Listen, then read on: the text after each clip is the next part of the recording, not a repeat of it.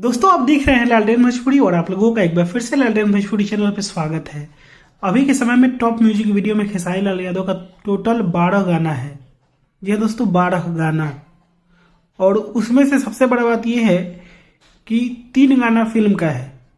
एक हरियर की ओढ़निया, दूसरा पिया जी का मुस्की और तीसरा बात पायल के पता ना चले।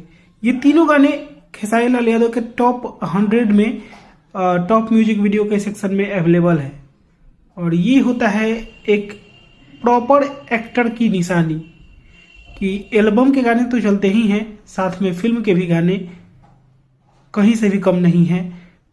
एल्बम से कांटे की टक्कर दे रहे हैं और ये बहुत बड़ी बात है। लोगों का तो एल्बम का आता है, फिल्म का पता नहीं, फिल्म चलवे नहीं करता है। खैर चलिए, उसमें कुछ बोलने वाला है ये नहीं है, नहीं तो बोलने वाला होता तो दिखा दिया जाता। जैसे अभी वो लोग चिल्ला रहे होंगे कि हमारे 1 नंबर पे है, वर्ल्ड में 2 नंबर पे है, तो ऐसा कुछ फिल्म का भी आता तो चिल्लाने का मौका मिलता है, लेकिन ऐसा हो ही नहीं सकता है। एक्टर के अब पहले वाला बात रहा नहीं।